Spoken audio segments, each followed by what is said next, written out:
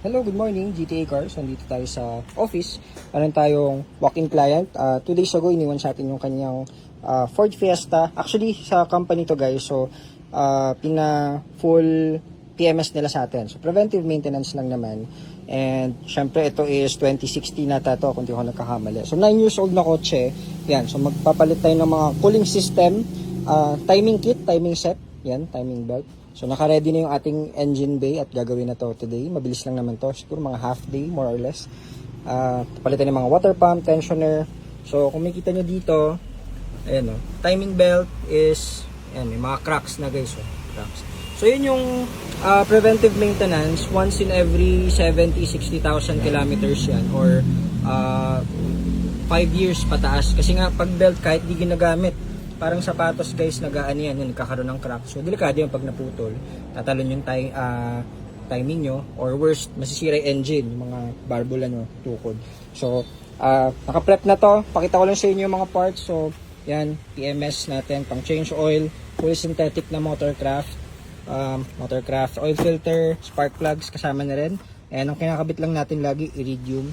Iwas tayo sa mga class A, tsaka sa mga hindi Ford parts. Resistor block, palit na rin tayo para dun sa fan and pati yung motor fan.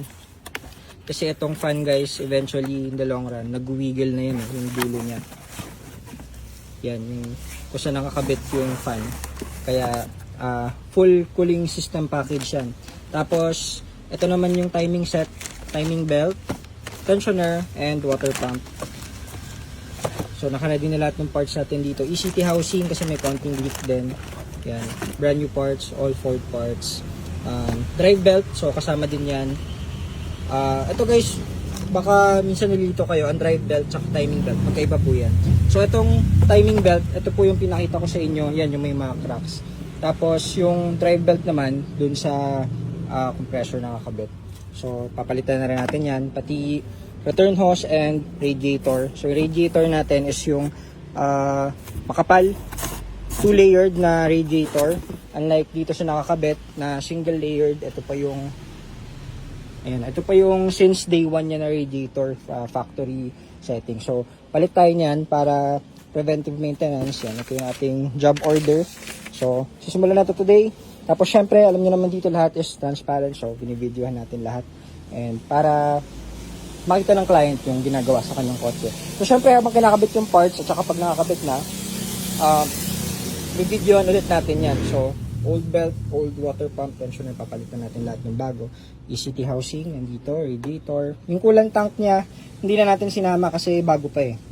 Ayan, so hindi natin sinama yan. So, yun lang muna. PMS na natin to, simulan para matapos later.